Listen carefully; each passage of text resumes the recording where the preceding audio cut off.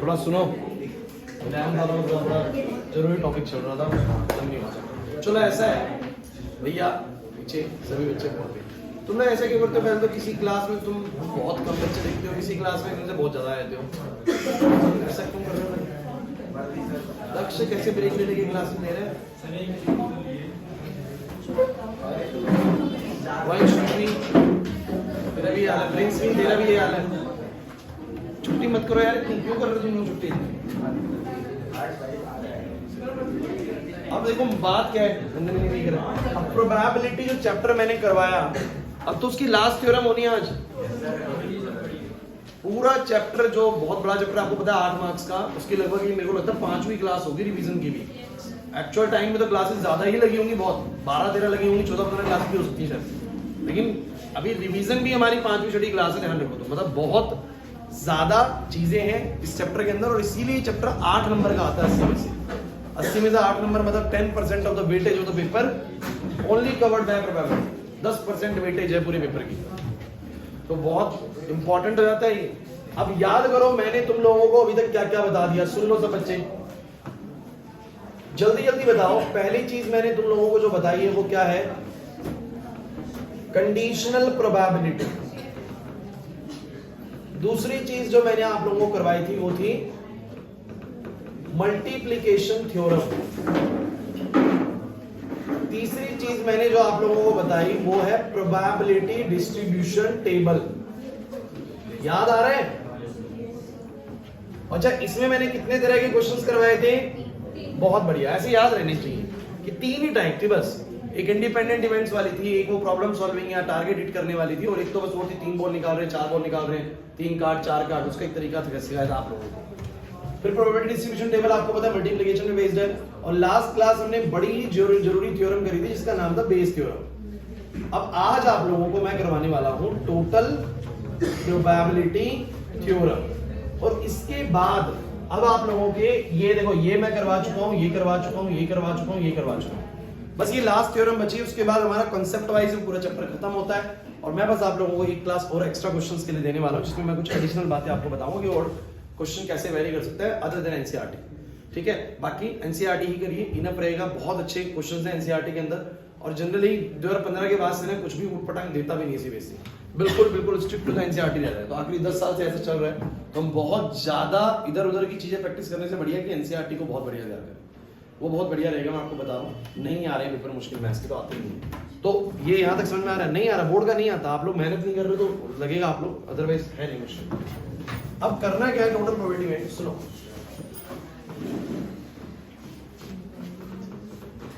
अच्छा देखो, जो बच्चों ने बेस थ्योरम नहीं करी हुई उनको थोड़ा सा दिक्कत पड़ने वाला है, बिकॉज उसी से ही रिलेटेड थ्योरम है, लेकिन कोशिश करते हैं आप लोग समझने की कोशिश करना। बस जो बोलूंगा ध्यान से सुनना, उसको आ भी सकता है। टोटल प्रोबेबिलिटी थ्योरम में होता क्या है, मैं आपको एक सिनेरियो क्रिएट करता हूं और फिर समझ में आएगा। बेस का क्वेश्चन और टोटल प्रोबेबिलिटी क्वेश्चन देखने में बिल्कुल सिमिलर लगेगा, बस लास्ट में जाके पता लगेगा क्वेश्चन की रीडिंग करते वक्त कि ये बेस से है या टोटल प्रोबेबिलिटी से। ठीक, अब जैसे कि क्वेश्चन क्या है वो सुनो, पीडीएफ खोल लेते हैं, काम करते हैं वाली।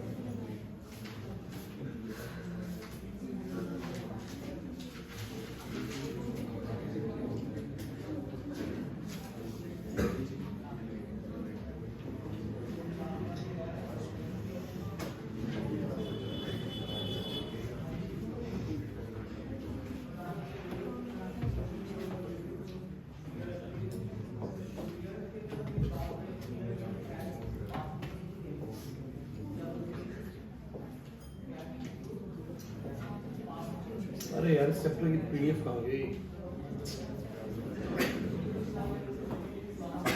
कोई बच्चा मुझे व्हाट्सएप कर सकता है इसकी पीडीएफ फटाफट से करना एक बार? कोई बच्चा मुझे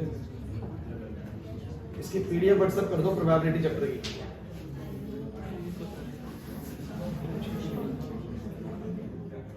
प्रोबेबिलिटी चैप्टर की पीडीएफ मुझे व्हाट्सएप कर दो बस।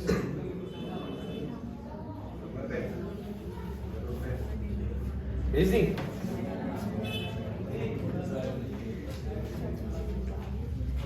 है भाई?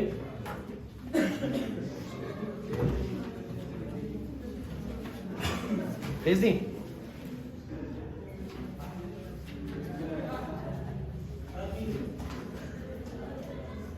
हर्षित तुमने मेरे को क्या भेज दी?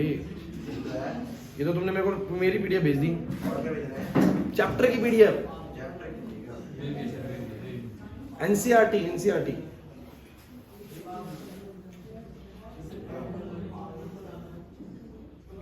मैं बोर्ड पे पीडीएफ खोल दूंगा ना।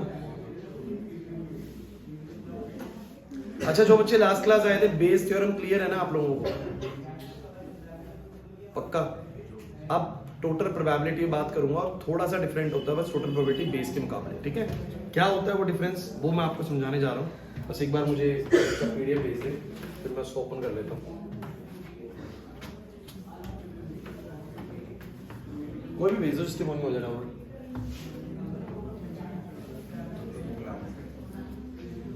क्या बनी हो रही?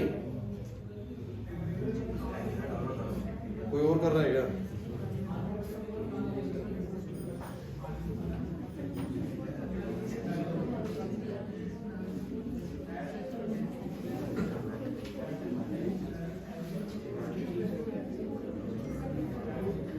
चेतन सैनी ने भेजी शायद है।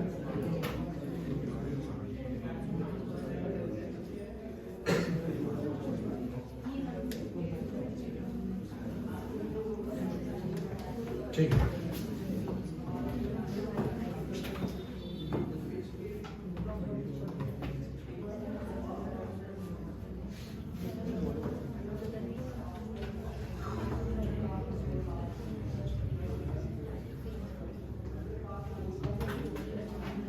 So guys, now we have board पे देखो कैसे बच्चे आ जाओ भाई।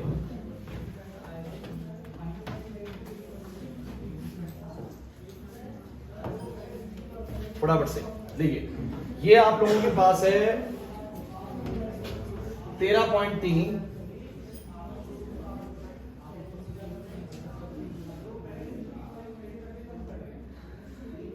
चलिए क्लास कोई भी क्वेश्चन आप लोग पढ़ लीजिए, पहले बेस को समझ लीजिए जो मैंने समझाया था, हल्का से याद कर लीजिए, उसके बाद हम लोग समझेंगे कि क्या डिफरेंस है बेस में और इसमें। क्वेश्चन नंबर 8 आप लोग पढ़िए बच्चों। क्वेश्चन नंबर 8 पढ़ लो। एक फैक्ट्री है जिसमें दो मशीनें काम करती हैं, ए और बी। मशीन ए जो है 60% आइटम आउटपुट प्रोड्यूस करती है और मशीन बी 40% आइटम प्रोड्यूस करती है। मशीन ए 2% आइटम डिफेक्टिव बनाती है और मशीन बी 1% आइटम डिफेक्टिव बनाती है। दोनों को बताते हैं कितना कितना काम करती है और कितने कितने परसेंट डिफेक्टिव आइटम बनाती है। उसके बाद बोलता है all the items are put into one stock pile, सारे आइटम्स को एक जगह रखते हैं, and then one item is chosen at random from this and is found to be defective. हमेशा यहाँ पर कुछ मिलता है, हमें याद करो बेस थ्योरम के अंदर कि हमें कुछ मिल गया। अब मुझे तुम बताओ जो मुझे डिफेक्टिव आइटम मिला, खुशी हो सकता है कि मशीन ए ने बनाया, हो सकता है मशीन बी ने।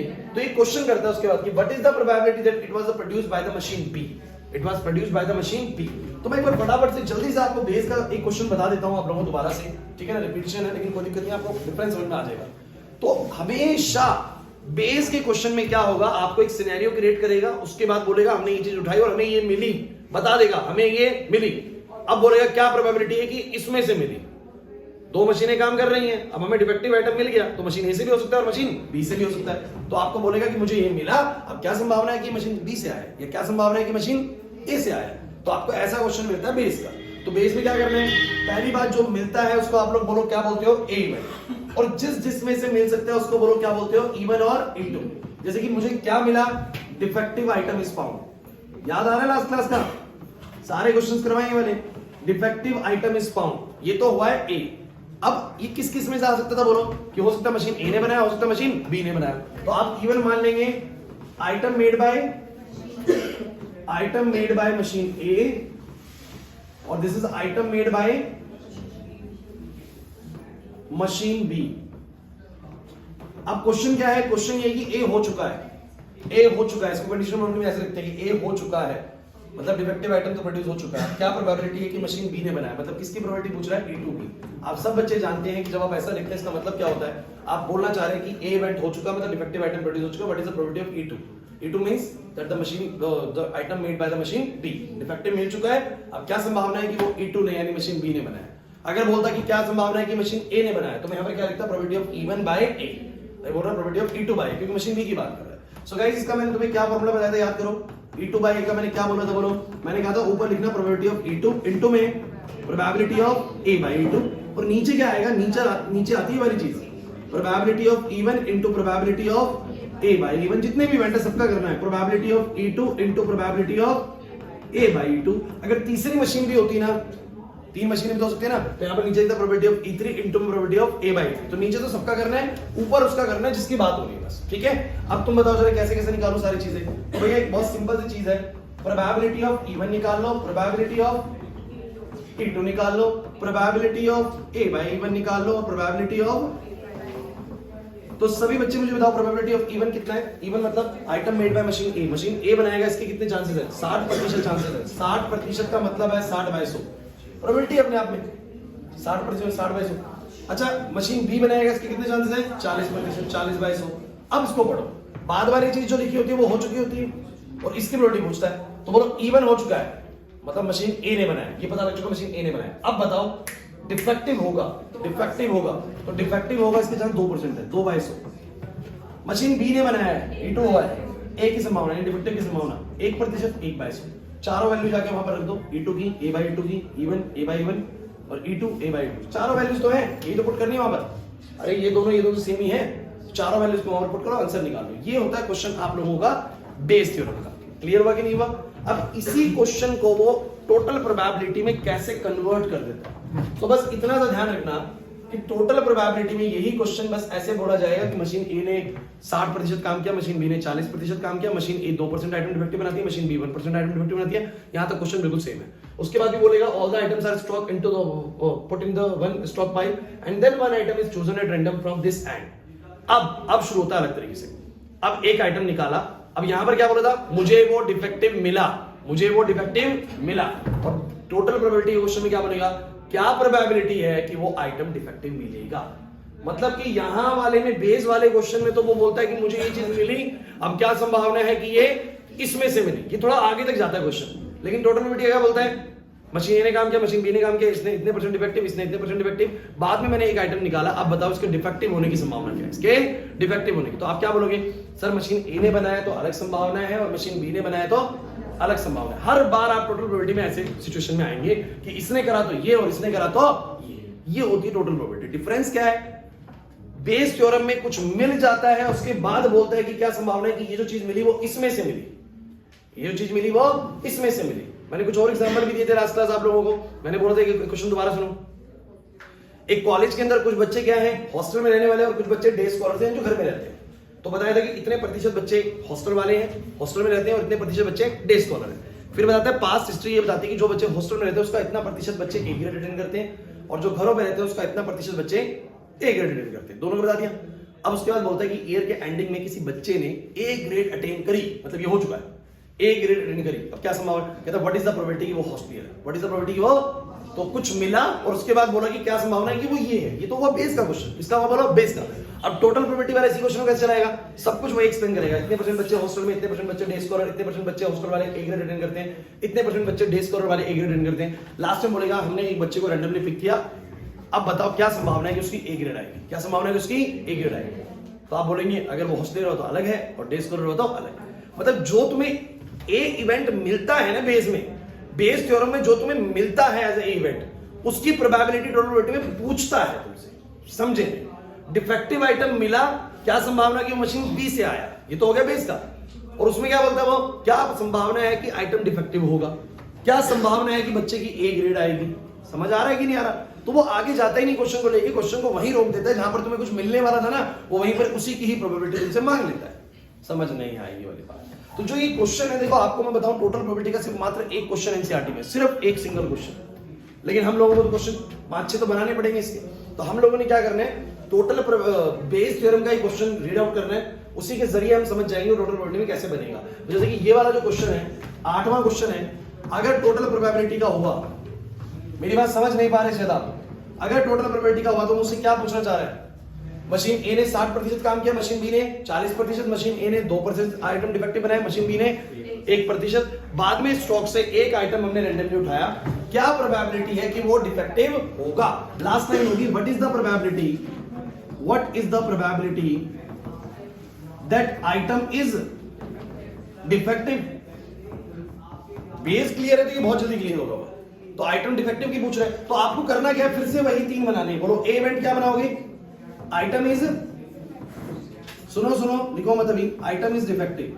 मुझे बोलो E1 E2 क्या बनाओगे, item made by machine A और item made by machine B. सुनते चलो बस, सुनते चलो, छोटा कर रहा हूं इसको। तो मुझे निकालनी है प्रोबेबिलिटी की आइटम डिफेक्टिव होगा, आइटम इज डिफेक्टिव, इसकी क्या संभावना है, यानी ए की क्या संभावना है, उसको देख लीजिए कैसे बोल रहे। लिखना मत दोस्तों बच्चे, परीक्षा लिखो मत। आप क्या बोलोगे, अगर मशीन ए ने बनाया तो उसे 2% है और मशीन बी ने बनाया तो आप लोग यहां पर ऐसे बोलोगे इसको हमेशा कि अगर E1 से आया, प्रोबेबिलिटी ऑफ E1, पहले तो मशीन ए ने बनाया उसके कितने चांस है, फिर इनटू में करेंगे A बाई E1 कि अगर E1 ने बनाया तो डिफेक्टिव के कितने चांस है, प्लस साइन लगाएंगे। सुनो दूसरी मशीन ने बनाया यानी उसकी पहले कितनी प्रोबेबिलिटी दूसरी मशीन बनाएगी, और इनटू में अगर दूसरी ने बनाया तो उसके डिफेक्टिव होने के कितने चांस है। मतलब क्या है, बेस थ्योरम में जो तुम नीचे लिखते हो ना, वही टोटल प्रोबेबिलिटी का आंसर होता है, बस और कुछ नहीं। बेस थ्योरम में जो तुम डिनोमिनेटर में लिखते हो, वही टोटल प्रोबेबिलिटी में क्या होता है, आंसर होता है। जैसे मैं करके दिखाता हूं, तो मुझे सब बच्चे बताना प्रोबेबिलिटी ऑफ E1 कितना होगा। आइटम मशीन ए बनाएगी, इसके कितने चांसेस है, 60%, 60/100। अब अगर आइटम मशीन ए ने बनाया, मशीन ए ने बनाया यानी E1 हुआ है, तो उसके डिफेक्टिव होने की संभावना यानी ए डिफेक्टिव होने की संभावना 2%, 2/100 प्लस लगाओगे। दूसरी मशीन ने बनाया, कितने चांसेस होंगे, बोलो 40%, और अगर दूसरी ने बनाया तो आप बोलोगे 1% चांस है। तो आप लोग इनको ऐसे करोगे और जोड़ दोगे, उसके बाद जो आंसर आएगा वो तुम्हारा फाइनल आंसर। नहीं आया समझ में, नहीं आया समझ में, थोड़ा सा दोबारा करेंगे, अभी 3-4 क्वेश्चंस कराऊंगा, तब जाके बात पूरी अच्छे से क्लियर हो जाएगी। लेकिन अभी कुछ आइडिया लगा मैंने क्या बोला, क्या डिफरेंस है टोटल प्रोबेबिलिटी के क्वेश्चन में और बेस के क्वेश्चन में, कुछ लगा आइडिया नहीं। बेस के क्वेश्चन में थोड़ा सा आगे तक जाता है, कुछ सिनेरियो क्रिएट करता है, उसके बाद बोलता है मुझे ये मिला, जहां मिल गया कुछ ना, वो तो बेस का ही हो गया। मुझे आइटम डिफेक्टिव मिला, मुझे बच्चे की A ग्रेड मिली, पर्सन का एक्सीडेंट हो गया, अब क्या संभावना, स्कूटर ड्राइवर आगे बोलेगा ऐसे कुछ, तो कुछ मिल गया है तो बोलो वो क्या है, ए इवेंट हो चुका है, और फिर बोलेगा इसमें से हुआ है, वो स्कूटर ड्राइवर था या कार ड्राइवर था या बच्चा हॉस्पिटल था या डे स्कॉलर था या मशीन ए ने बनाया मशीन बी ने बनाया, ऐसी बात बोलेगा। तो जब कुछ मिल जाए और बोले कि बताओ इसमें से मिला, इसकी क्या चांसेस है, तो इसका क्वेश्चन है बेस का क्वेश्चन। किसका क्वेश्चन है, बेस का। तब ऐसे में तुम्हें ए E1 E2 सब बनाना है, और वो आपसे जानना चाह रहा है कि अगर ए हो चुका है तो E2 में से हुआ है इसके कितने चांस है, या E1 में से हुआ है इसके कितने चांस है, उसका फॉर्मूला है तुम्हारे पास। लेकिन टोटल प्रोबेबिलिटी के क्वेश्चन में कहां रुक जाएगा, मशीन वाला क्वेश्चन है, लास्ट में बोलेगा हमने एक आइटम उठाया, बताओ उसके डिफेक्टिव होने के कितने चांस है, मतलब कुछ मिला ही नहीं, कुछ मिला नहीं। जब मिला नहीं तो वो बेस का क्वेश्चन है ही नहीं, वो टोटल प्रोबेबिलिटी से क्वेश्चन है, डिफेक्टिव होने के कितने चांस है। तो मैं बोलूंगा अगर ए से आया तो अलग है और बी से आया तो अलग है, इसलिए E1 से आया तो अलग संभावना है, E2 से आया तो अलग संभावना, बस जोड़ दे। तीसरी मशीन पे होती तो बोलता E3 की संभावना इनटू में A/3 की संभावना, यही करना है बस मुझे। अगर वो हॉस्टल वाला क्वेश्चन होता तो मैं क्या बोलता, आखिरी में बोलता क्या प्रोबेबिलिटी है कि बच्चे की A ग्रेड आएगी, तो मैं क्या बोलूंगा, अगर वो हॉस्टलियर है पहले तो हॉस्टलियर होने की संभावना, इनटू में फिर लिखूंगा कि उसकी हॉस्टलियर है तो फिर A ग्रेड आने की संभावना, फिर बोलूंगा डे स्कॉलर की संभावना कितनी है, फिर डे स्कॉलर है तो उसकी A ग्रेड आने की संभावना कितनी, जोड़ दूंगा, बस आ गया वाला क्वेश्चन। नहीं क्लियर हो और करते क्वेश्चन बनाएंगे तभी समझ में आएगा।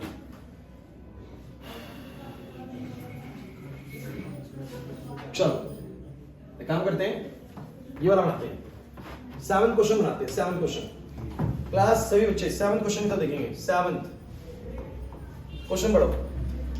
An insurance company insured 2000 scooter drivers, 2000 scooter drivers को इंश्योर करती है, 4000 कार ड्राइवर को इंश्योर करती है और 6000 ट्रक ड्राइवर को इंश्योर करती है कंपनी जो है। अच्छा कितने टोटल हो गए बोलो? 12,000 ड्राइवर्स हो गए। सुन लो, 12,000 ड्राइवर्स को इंश्योर करती है। अब क्या बोलता है? The probability of an accident are 0.01, 0.03, 0.15 respectively. इनके एक्सीडेंट होने की संभावना बता रहा है। स्कूटर वाले की एक्सीडेंट होने की संभावना इतनी, कार वाले की इतनी और ट्रक वाले की इतनी। ट्रक वाले की सबसे ज्यादा। One of the insured person meets with an accident. कुछ हो गया, मिल गया, एक्सीडेंट तो हो गया। क्या संभावना है कि वो स्कूटर ड्राइवर है? किसका क्वेश्चन? इसका क्लियर कट क्वेश्चन बेस्ड है। कुछ मिल गया है, क्या मिल गया? एक्सीडेंट हो गया। अब एक्सीडेंट हमें थोड़ा पता किसका, उसके स्कूटर का भी डिस्कस करें तो बोलेगा क्या संभावना है कि वो एक स्कूटर ड्राइवर था। तो पूरा क्वेश्चन बोलेगा वो ये मिला। अब क्या संभावना है? इसमें से मिला। ये क्वेश्चन किसका होता है बोलो? बेस का। अगर यही बेस से करना हो तो मुझे तुम एक बार कर लेते। यही बेस से करना हो तो मुझे बताओ जरा कैसे करोगे? आप लोग बोलोगे जो मिला वो ए होता है। जो मिला वो क्या होता है? ए। क्या मिला? Person meets an accident. Person meets an accident. Meets an accident. Person का एक्सीडेंट हो गया। अब क्या संभावना है कि वो स्कूटर ड्राइवर है? तो 3 केस बनेंगे बच्चों। 3 केस बनेंगे। बोलो क्या? Driver is a scooter driver, या बोलो क्या बोलोगे? ड्राइवर इज अ, या driver is a truck driver. बन गए?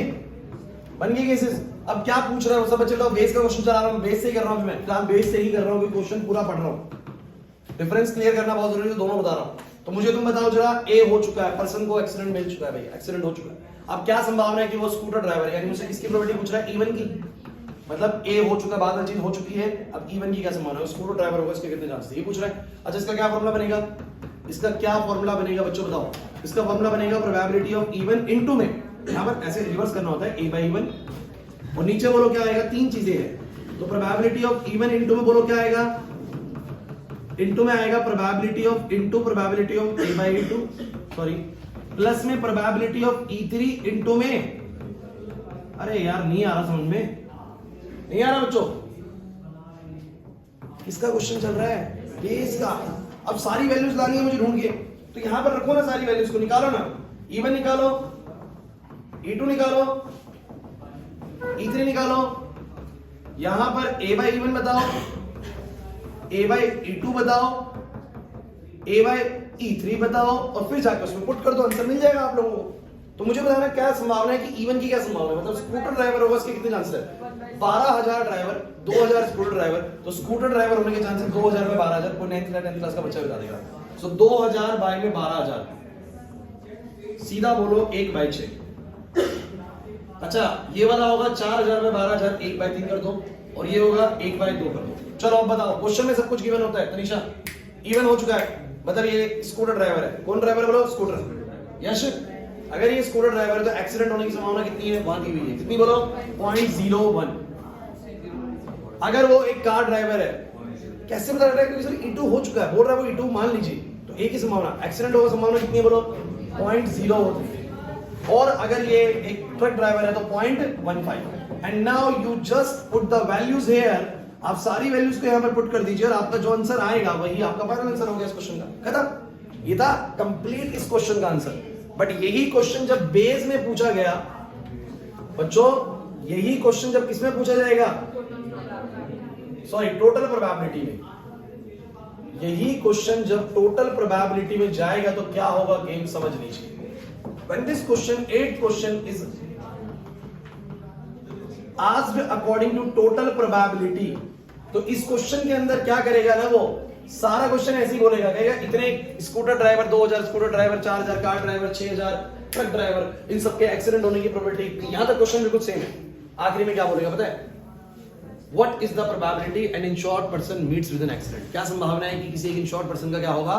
एक्सीडेंट। तो आप कहां फंस जाओगे? आपको स्कूटर ड्राइवर है तो अलग संभावना है, कार ड्राइवर है तो अलग है, और ट्रक ड्राइवर है तो अलग है। तो आप ऐसे फॉर्मूला बनाओगे, इवन हुआ तो अलग एक्सीडेंट की संभावना, इवन हुआ तो ए बाय इवन मल्टीप्लाई करेंगे, E2 हुआ तो अलग, E3 हुआ तो अलग, इससे तीनों को जोड़ देंगे। क्लियर हुआ? और क्या डिफरेंस है आप नहीं पकड़ पा रहे? तुम टोटल प्रोबेबिलिटी का क्वेश्चन यहीं रुक जाएगा, आगे बढ़ेगा ही नहीं। तुम बेस वाली कंडीशन तैयार ही नहीं कर पाओगे उसके अंदर। जैसे का नहीं आ रही बात समझ में? यहां तो बोलता है एक्सीडेंट हो गया है, मिल गया है बंदे का, एक्सीडेंट हो गया, क्या संभावना है कि वो स्कूटर ड्राइवर है? इतना बोलता ही टोटल प्रोबेबिलिटी में। टोटल प्रोबेबिलिटी में बोलता है लास्ट में, इतना बोलने के बाद बोलेगा क्या संभावना है कि किसी पर्सन का एक्सीडेंट हो गया।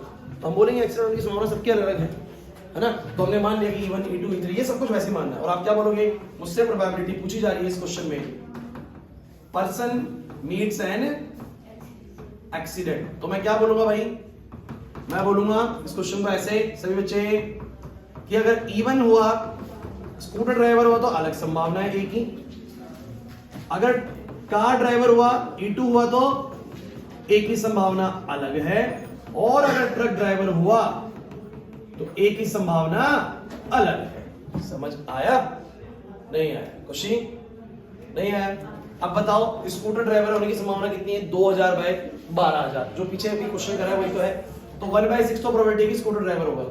अब स्कूटर ड्राइवर तो एक्सीडेंट की संभावना मल्टीप्लाई कर दो, कितनी बोलो? 0.01। प्लस में कार ड्राइवर होगा इसकी संभावना 1/3, और एक्सीडेंट होने की संभावना, ट्रक ड्राइवर होगा उसकी संभावना 1/2, और एक्सीडेंट होगा, कर लो। नहीं आया समझ? क्लियर हुआ डिफरेंस टोटल प्रोबेबिलिटी में और मल्टीप्लिकेशन उसमें? क्या बोलते हैं बेस थ्योरम में? बेस थ्योरम और टोटल प्रोबेबिलिटी बिल्कुल सिमिलर चीजें हैं, बस बेस में थोड़ा सा और आगे तक जाता है क्वेश्चन को लेके, टोटल में वहीं रुक जाता है जहां कुछ मिलना था। जहां कुछ मिलना था ना, जो तुम्हें ए इवेंट जिसको तुम मानते हो, जो मिलना था वो उसी की प्रोबेबिलिटी मांग रहा होता है, उसी की प्रोबेबिलिटी मांग रहा होता है। अब क्वेश्चन तो सर कहां पर है? क्वेश्चन नहीं है बच्चों इसके, एक ही क्वेश्चन है बस हमारी एक्सरसाइज के अंदर, लेकिन पेपर में आ चुका है, पेपर में आता है होता। कर पाओगे? एक करके सोचोगे आप लोग कैसे करना है?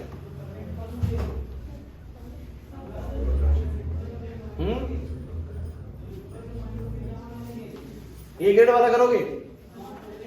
करना है तीसरा क्वेश्चन, तीसरा क्वेश्चन टोटल प्रोबेबिलिटी से करना है। अच्छा तीसरा क्वेश्चन, लेकिन यार फिर मैं वही बोल रहा हूं, पूरा मत पढ़ना। ये क्वेश्चन कहां पर खत्म हो जाएगा? At the end of the year, जहां पर ये बोलता है when student chosen at random from the college, यहां पर रुक जाएंगे अब हम।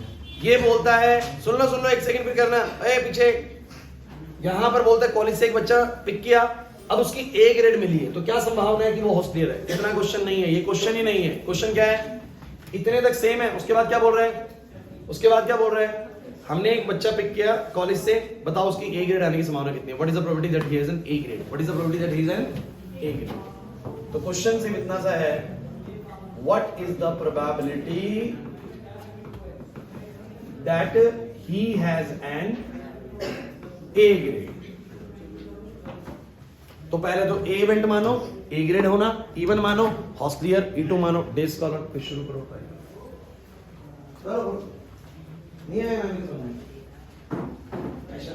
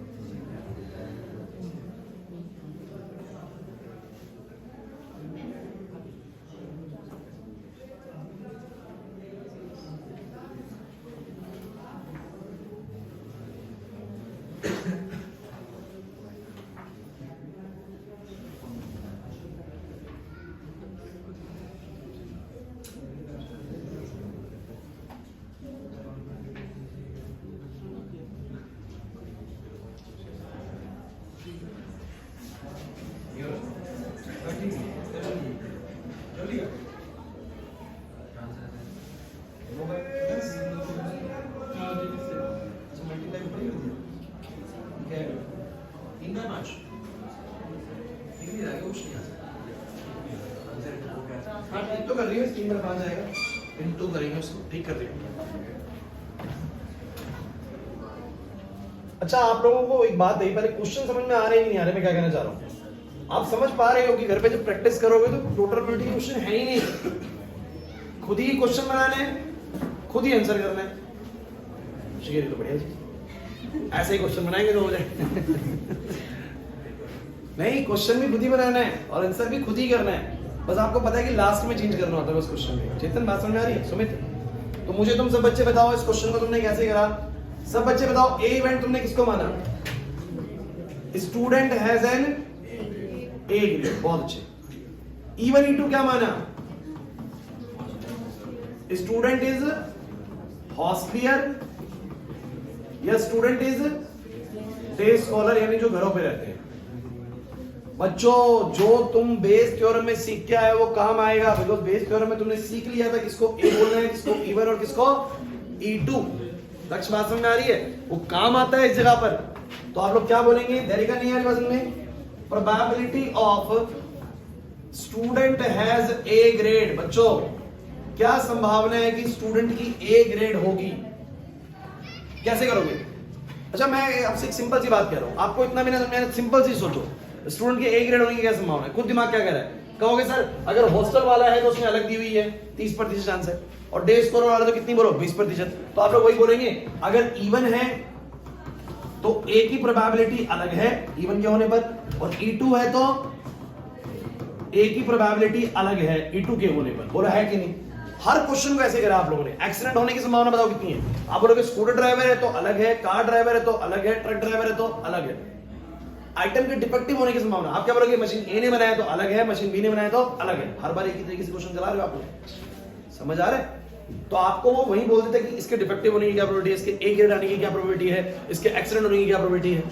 तो मैं वही बोलूंगा, अगर ये है तो ये है, ये है तो ये है। नहीं आ रहा समझ में, पता नहीं क्या कहीं जा रहे हैं, क्लियर हो रहा है? और बेस में इसी क्वेश्चन को थोड़ा सा एडवांस लेके जाता है। वो क्या बोलता है, मुझे तो ये मिल गया है, अब बताओ ये इसमें से मिला, इसकी क्या चांसेस है। तो फिर वो क्वेश्चन आपको बता दिया मैंने कैसे करना हो, ठीक है?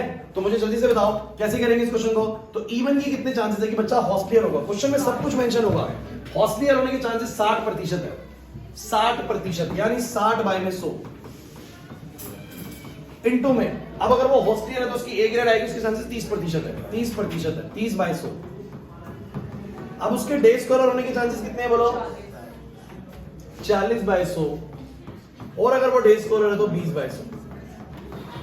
सॉल्व करना भी आना चाहिए। 3 बाय 5 अपॉन 3 बाय 10, ठीक करा हुआ है, 9 बाय 50 और 2 बाय 25। सॉल्व करने का आंसर आ जाएगा, ठीक है? मुश्किल लग रहा है? अच्छा यही क्वेश्चन बेस का हो रहा था तो क्या करना पड़ता मुझे, क्या करना पड़ता बेस के में? मैं बस इतना करता, प्रोबेबिलिटी में मुझे क्या निकालना पड़ता, क्वेश्चन पढ़ लो, हॉस्टलियर होने की संभावना, ए हो चुका है, ए ग्रेड तो आ चुकी है, उसके हॉस्टलियर होने की यानी इवन की प्रोबेबिलिटी पूछ रहा है। तो मैं निकालता इसको, कैसे निकालता? Probability of even into A by even divide में even, A by even plus में इनटू ए बाय 2। ये तो निकाल ही चुका हूं। नहीं आ रही बात समझ में? चीजें यही जरूरत पड़ती, सारी की सारी क्वेश्चन बन जाता।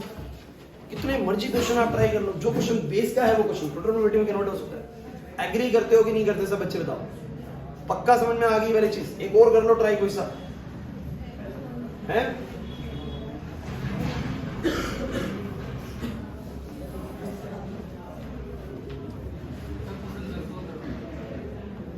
ये वाला करोगे लेबोरेटरी ब्लड टेस्ट वाला, तो सिखाया भी था है, ये नहीं करोगे? चलो ये वाला कर लो, चौथे वाला, चौथे वाला करो।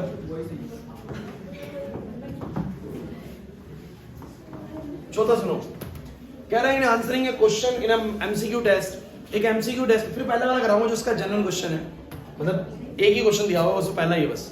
तो एमसीक्यू टेस्ट में क्वेश्चन को आंसर करते वक्त स्टूडेंट या तो आंसर जानता है या तुक्का लगाता है, यही होता है। या तो आंसर वो जानता है एमसीक्यू टेस्ट में, या वो किसी क्वेश्चन का तुक्का लगाता है। अब वो क्या बोलता है, बोर्ड पढ़ो सब बच्चे, let 3/4 be the probability that he knows the answer. मान के चलते कि 3/4 संभावना है कि वो आंसर को जानता है, और 1/4 संभावना है कि वो तुक्का लगाता है। ये प्रोबेबिलिटी ऑफ गैसिंग और प्रोबेबिलिटी ऑफ आंसरिंग, मतलब इसकी जो नॉलेज है, 4 में से 3 क्वेश्चंस के आंसर वो जनरली जानता है, और 4 में से 1 का आंसर वो नहीं जानता है। क्लियर यहां तक? यहां तक क्लियर है? अब आगे क्या बोलता है, assuming that a student who guesses at the answer will be correct with the probability 1/4। मान लेते हैं कि जो बच्चा तुक्का लगा रहा है ना, उसका आंसर सही हो जाएगा, इसके चांसेस 1/4 है। कितने बोलो? 1/4, 1/4। सुन लीजिए, अब what is the probability that a student knows the answer given that he answered it correctly। ये गिवन है कि वो आंसर करेक्ट कर चुका है, मतलब ये हो चुका है, आंसर तो करेक्ट हो चुका है। क्या प्रोबेबिलिटी है कि वो आंसर को जानता था? करिए कौन सी बात है? अरे भैया आंसर करेक्ट हो चुका है। अब 2 तरीके से करेक्ट हो सकता है, या तो वो जानता तब करेक्ट हुआ है, या उसने तुक्का मारा तब करेक्ट हुआ है। दोनों में से कोई भी केस बन सकता है। खुशी, पेपर में सही आंसर टिक लगा दिया तुमने, इसके 2 चांसेस है ना, कि या तो तुम जानते थे या तुमने क्या मारा होगा, तुक्का मारा होगा। तो वो यही तो कह रहे हैं कि आंसर तो करेक्ट हो चुका है, ये तो हो चुका है। पहले बेस से समझ लो इस क्वेश्चन को, क्योंकि हमने क्वेश्चन करा नहीं था। तो पहले तो बेस से समझ लो कि ए वेट क्या है, बोलो आंसर करेक्ट कर दिया, आंसर करेक्ट कर दिया। अब क्या संभावना है, what is the probability that the student knows the answer. Student क्या संभावना है कि वो जानता था। तो दो केस बना लो, एक बना लो स्टूडेंट नोज द आंसर, और एक बना लो student guesses the answer, guess the answer. अरे यार समझ नहीं आ रहा तुम लोगों को। ए हो चुका है, स्टूडेंट ने आंसर करेक्ट कर दिया, वो कह रहा है क्या संभावना है कि वो जानता था। तो दो ही चीजें बनेंगी, एक जानता था और एक गैस कर रहा था। अब उसका सवाल क्या, बेस का करा रहा हूं मैं क्वेश्चन, तो बोलेगा ए हो चुका है, मतलब आंसर तो करेक्ट हो चुका है। क्या प्रोबेबिलिटी कि वो आंसर को जानता था, यानी इवन की प्रोबेबिलिटी पूछ रहा है। बताओ इसके लिए मुझे क्या क्या चाहिए सब बच्चे, बोलो इवन इनटू में क्या चाहिए बोलो, और नीचे बोलो क्या चाहिए। ये बेस का क्वेश्चन भी प्रैक्टिस चल रहा है, साथ के साथ बेस भी चल रही है आप लोगों की। E2 इनटू में A by E2। सब बच्चे मुझे बताओ जरा, इवन की प्रोबेबिलिटी कौन बच्चा बताएगा कि वो आंसर जानता है। खुशी, इसके क्या चांसेस है कि वो आंसर जानता है, क्वेश्चन पढ़ के बताओ। खुशी तुम भी बोल दो। अच्छा गैस कर रहा है इसके चांसेस हैं 1/4। देखिए क्वेश्चन में साफ लिखा हुआ है 3/4 be the probability that he knows the answer and 1/4 be the probability that he guesses the answer। तो वो आंसर जानता है, इसके आंसर, इसके चांसेस 3/4 है। वो तुक्का लगाता है क्वेश्चंस का, इसके आंसर, इसके चांसेस 1/4 है। अब बड़ा मजेदार है भाई, अब इंटरेस्टिंग है, ये वाला पार्ट थोड़ा इंटरेस्टिंग है। अब आप लोग मुझे बताओ, पहले नीचे वाला भरते हैं, नीचे वाला भरते हैं। E2 हुआ है तनिषा, वो गैस कर रहा है आंसर को, तो ए हो जाएगा, मतलब करेक्ट हो जाएगा। तो क्वेश्चन में बोला गया है कि अगर वो गैस करता है तो वो करेक्ट कर देता है 1/4 प्रोबेबिलिटी से, 1/4। अब बताओ जरा ऊपर वाला, अगर वो आंसर जानता है तो करेक्ट कर देगा, इसके कितने चांसेस है। तो अगर आप आंसर जानते हैं तो करेक्ट करने की प्रोबेबिलिटी 1 है, करेक्ट प्रोबेबिलिटी पूरी 1 हुई। क्वेश्चन में दी नहीं हुई है, तीन ही चीजें दी हुई, देख लो चौथी चीज दी नहीं, क्योंकि बड़ा स्वाभाविक है कि अगर कोई क्वेश्चन का आंसर जानता है तो वो उसको करेक्ट ही करेगा। तो करेक्ट होने की प्रोबेबिलिटी पूरी 1 होगी when he knows the answer. Clear हुआ कि नहीं हुआ। अब ये चार चीजें तुम्हारे पास आ चुकी हैं, just put the values and get the answer. ये तो बेस का क्वेश्चन हुआ, किसका हुआ बोलो। अब मुझे तुम बस सब बच्चे बताओ, अगर यही टोटल प्रोबेबिलिटी में बनेगा, लिखो मत, समझो, मुझे तुम ये बताओ सब बच्चे, अगर यही क्वेश्चन टोटल प्रोबेबिलिटी में बनेगा, ये तो बेस का हो गया। मुझे बताओ अगर यही क्वेश्चन टोटल प्रोबेबिलिटी में जाएगा तो क्वेश्चन में क्या बदलाव आएगा। क्वेश्चन सर यहां तक 1/4 तक सब कुछ सही है, इधर देखो मत, ध्यान देना, 1/4 तक बिल्कुल सही है। अब आगे की लाइन ये नहीं होगी, इसने तो बोला क्या, आगे की लाइन पढ़ो इसकी आगे, इधर इसके आगे की लाइन थी आंसर करेक्ट हो चुका है, मतलब कुछ मिल चुका है। क्या प्रोबेबिलिटी क्यों जानता था, ये तो पूरी बात बोल दी इसने। जैसे एक्सीडेंट हो चुका है, क्या प्रोबेबिलिटी कि स्कूटर ड्राइवर था, ए ग्रेड आ चुकी है, क्या प्रोबेबिलिटी कि हॉस्पिटल था। ऐसे तो क्वेश्चन डिफेक्टिव आइटम मिल चुका है, क्या प्रोबेबिलिटी कि मशीन ऐसे आया था। अब तो आने लगे समझ में। लेकिन आपको पता है टोटल प्रोबेबिलिटी क्वेश्चन कहां रुकेगा, इस क्वेश्चन के बाद बोलेगा what is the probability that the answer is correct. क्या संभव, जो मिलना हुआ है, जो बेस में जो मिल जाता है, ये उसी की तो बोलो क्या मांगता है, प्रोबेबिलिटी। तो ये क्वेश्चन में क्या बोलेगा, what is the probability that answer is correct. ये करेक्ट होने की प्रोबेबिलिटी मांग लेगा क्वेश्चन के अंदर। नहीं आया, अंदर नहीं आई बात। क्वेश्चन कहां तक जाता है टोटल का और बेस का कहां तक, क्या समझ में आ गया। ये यहां पर बोल देता है कि आंसर करेक्ट है, क्या संभावना है कि उसने नो जो जानता था आंसर को, या आंसर करेक्ट है, क्या संभावना क्यों गैस कर रहा था। बट ये इतना बोलेगा ही नहीं, तो बोलेगा करेक्ट होने की संभावना मुझे बता दो। जो तुम्हें ए था ना, ए था, उसी की प्रोबेबिलिटी मांग लेगा। डिफेक्टिव था, डिफेक्टिव की प्रोबेबिलिटी मांग लेगा। ए ग्रेड था, ए ग्रेड की प्रोबेबिलिटी मांग लेगा। तो आप लोग बोलेंगे आंसर के करेक्ट होने की संभावना कितनी है, ये तो इस बात पे निर्भर करता है कि वो जानता था या तुक्का मारता था। जानता था तो 1 है, और तुक्का मार रहा था तो 1/4। फिर वही सिनेरियो क्रिएट हो गया, कि वो आंसर जानता है, सॉरी आंसर करेक्ट करेगा। इसके क्या बोलोगे, अगर इवन है तो अलग है प्रोबेबिलिटी, और E2 है तो अलग है प्रोबेबिलिटी। अब बोलो इवन क्या है, बोलो इवन क्या है। तो इवन ये है बच्चों कि वो आंसर को जानता है, तो आंसर को जानता है, इसकी संभावना बोलो कितनी है, 3/4। अब जानता है तो करेक्ट कर जाएगा 1, और अगर तुक्का मार रहा है, तुक्का वाले की प्रोबेबिलिटी कितनी बोलो, तुक्के की प्रोबेबिलिटी 1/4 है, 1/4 से तुक्के मारता है, प्रोबेबिलिटी की तुक्का मारेगा 1/4 है, और अब वो तुक्का मारेगा तो करेक्ट कर देगा, वो भी 1/4 ही है, वो भी 1/4। सॉल्व कर लेंगे आंसर आ जाएगा। अरे जो उसके डिनोमिनेटर में रखते हो वही चीज सॉल्व करनी होती है, वही टोटल प्रोबेबिलिटी का आंसर होता है। बट मैं बस आपसे ये चाह रहा हूं कि क्या तुम लोग क्वेश्चन पकड़ पाओगे एग्जाम में। तुमने अगर गलती से टोटल वाले क्वेश्चन को बेस से सोचा ना तो तुम्हें बेस की सारी कंडीशन मिलनी ही नहीं है, क्योंकि क्वेश्चन में ऐसी लाइन बोलेगा ही नहीं कि मुझे ये मिला, बताओ क्या संभावना है कि इसमें से मिला, ऐसा बोलेगा ही नहीं, ऐसा बोलेगा ही नहीं समझ में आया ना भाई लक्ष्य। इसमें रुक जाएगा वहीं पर जहां पर कुछ मिलने वाला था ना, डिफेक्टिव आइटम मिलने वाला था, ए ग्रेड मिलने वाली थी, एक्सीडेंट मिलने वाला था, वहीं पर ही क्या बोल देगा, क्या प्रोबेबिलिटी की ये मिलेगा, एक्सीडेंट मिलेगा, ए ग्रेड मिलेगी, डिफेक्टिव मिलेगा, समझ में आ रहा है, आंसर करेक्ट मिलेगा। तो जो मिलने वाला था ये उसी की प्रोबेबिलिटी मांग लेगा। तो आप बोलोगे अगर इसमें से आया तो ये होगा, इसमें से आया तो ये होगा, इसमें से आया तो ये होगा। 3 मिनट। अब सुनो एक क्वेश्चन हो, लास्ट आज का लास्ट प्योर क्वेश्चन है ये आप लोगों का, बहुत अच्छा क्वेश्चन है। इन्होंने बताया एक ही क्वेश्चन डाला और वही बहुत बढ़िया वाला क्वेश्चन डाला, एक ही डाला, बढ़िया डाला, बाकी सब मैंने करवा दिया आपको, अब तो प्रैक्टिस तो समझ में आ चुका है। अब इनका पूरा क्वेश्चन पढ़ो, पहला वाला। एक बैग के अंदर 5 लाल 5 काली बॉल है, सब बच्चे 5 लाल और 5 काली बॉल है।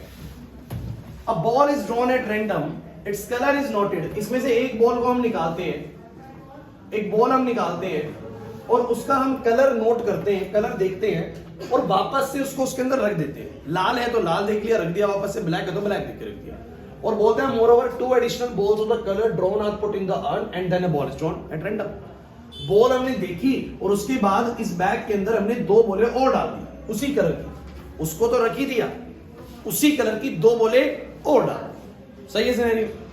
अब कह रहा है कि क्या प्रोबेबिलिटी है कि सेकंड वाली बॉल लाल आएगी, सेकंड वाली बॉल लाल आएगी। अब पूरी बात सुनो, थोड़ा लगेगा मुश्किल है, मुश्किल बिल्कुल नहीं, अब सुनना। क्वेश्चन में ऐसा कुछ तो नहीं बोला ना कि मुझे सेकंड टाइम ये मिला, मतलब मुझे ये मिला, क्या प्रोबेबिलिटी है कि इसमें से मिला, ऐसा तो कुछ नहीं बोला ना। तो आप लोग क्या बोलेंगे, इसने बोला कि सेकंड बॉल लाल आएगी, इसके कितने चांसेस हैं। अच्छा तो तुम मुझे सब बच्चे एक बात बता दो, अगर पहली लाल बॉल आई होगी, पहली लाल आई होगी अनीशा, तो इसने अंदर 2 लाल डाल दी होंगी, टोटल बॉलें कितनी हो जाएंगी अंदर 12, लाल कितनी हो जाएंगी 7, तो सेकंड टाइम लाल की प्रोबेबिलिटी कितनी होगी 7/12, कितनी होगी 7/12। लेकिन अगर पहली ब्लैक होएगी तो आप मुझे बताओ, 2 ब्लैक डालेगा तो टोटल बॉल 12 ही होंगी, लेकिन लाल अभी 5 होंगी, तो अगली बॉल लाल की प्रोबेबिलिटी कितनी हो जाएगी 5/12। तो आप कुल मिला के एक बात में फंस गए हैं कि सेकंड बॉल की लाल की प्रोबेबिलिटी इस बात पर निर्भर करती है कि पहले वाली बॉल लाल है या पहले वाली बॉल ब्लैक है। हमने भैया लाल निकली थी पहली बॉल या ब्लैक निकली थी, उसके हिसाब से डिसाइड कर पाएंगे। ए ग्रेड आएगी तो ये डिसाइड इस बात पे हो पाएगा हॉस्टलियर है या डे स्कॉलर है। समझिए मेरी बात को, डिफेक्टिव होने इस बात पे डिसाइड होगा मशीन ए से आया मशीन बी से आया। तो सेकंड बॉल लाल होगी, इसकी प्रोबेबिलिटी तब डिसाइड होगी कि पहली बॉल लाल थी या ब्लैक थी। तो आपने क्या करना है, मेरी बात सुनिएगा, आप लोग बोलेंगे ए इवेंट को second ball is red, second ball is red. अच्छा मैं इसको थोड़ा सा बेस से क्लियर करता हूं, हल्का सुनना। अगर यही क्वेश्चन बेस का होता वो क्या करता आयशा, वो बोलता कि हमने क्या करा, एक बॉल निकाली, उसका कलर देखा, वापस रख दिया और 2 बॉलें और डाल दी। उसके बाद मैंने सेकंड बॉल निकाली और मुझे लाल मिली, क्या मिली वो लाल। क्या प्रोबेबिलिटी है कि पहले वाली बॉल भी लाल थी। तो हम 2 केस बना लेंगे, ए तो मान लेंगे कि सेकंड बॉल लाल मिली, E1 मान लेंगे पहले वाली बॉल लाल थी, E2 क्या मान लेंगे पहले वाली बॉल काली थी। सही है, सही है, ये बनाएंगे। लेकिन इस बार ये क्वेश्चन टोटल प्रोबेबिलिटी का है, डोंट बी कंफ्यूज, बिल्कुल उस बोर्ड पे सुनते चलो।